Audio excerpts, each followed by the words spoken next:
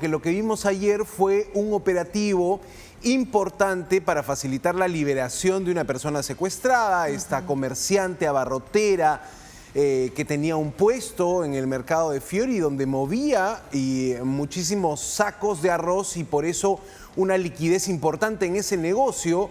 Esta organización criminal, y después vamos a escuchar el nombre que ya se está mencionando, Maritere, finalmente fue liberada anoche en un operativo, podríamos decir, liderado por la División de Secuestros. Vamos a ver exactamente cómo fue este momento de la liberación de esta persona que había sido secuestrada. Veamos las imágenes.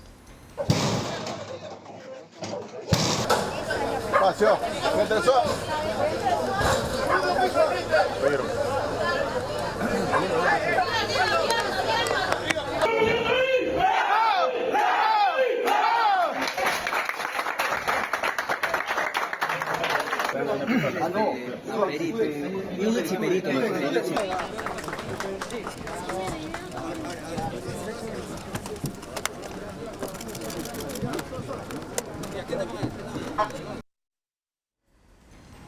Bueno, ese era el momento del forcejeo que tuvo que hacer el equipo SWAT para ingresar a esta vivienda, a este domicilio.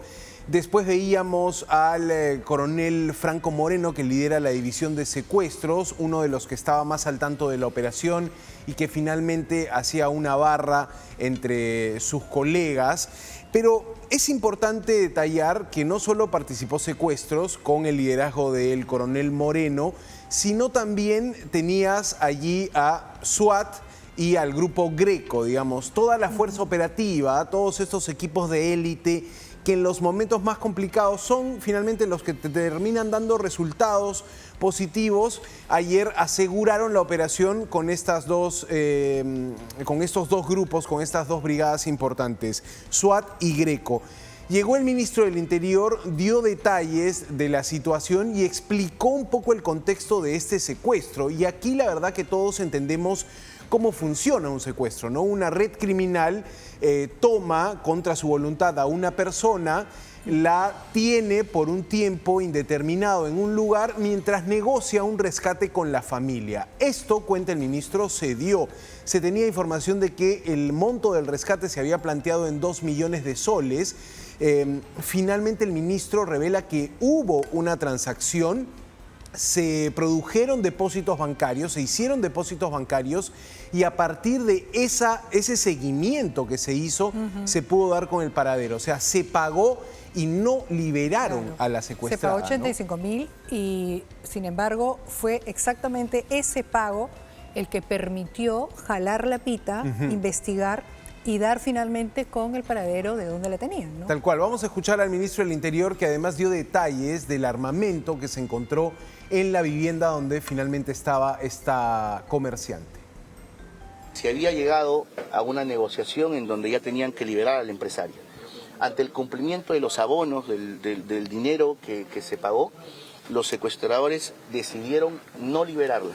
Es ahí que inmediatamente se hacen las detenciones y las capturas de los objetivos que ya se tenían identificados, desde los que la habían trasladado hasta los que habían recogido el dinero en las entidades bancarias, donde la tenían ella retenida, y al costado del colchón se han encontrado granadas de guerra y así como una pistola. Los delincuentes son de nacionalidad venezolana, peruana, colombiana.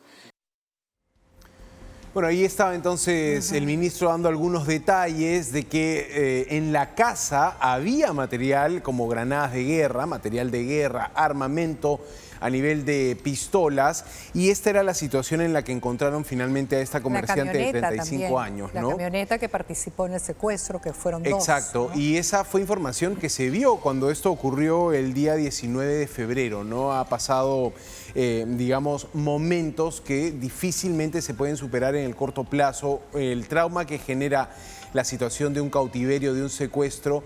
Ayer se veía a la policía intentar consolar a esta persona, pero claramente hay un proceso muy largo de recuperación. ¿Qué es lo que se viene a nivel personal para esta comerciante de 35 años? Pero la operación que terminó liberando sana y salva a esta persona, Maritere, nos mostró otra historia también. una historia de una revancha necesaria de la policía con el crimen organizado.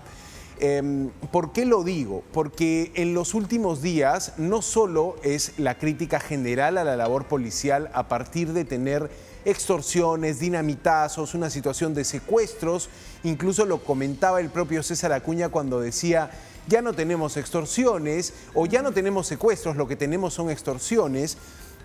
La policía había sido, si quieres, tocada por el líder criminal más buscado en este momento.